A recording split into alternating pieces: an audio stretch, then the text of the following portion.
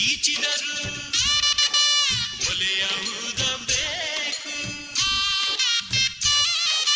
ತಾಯಿಯಾಗಬೇಕು.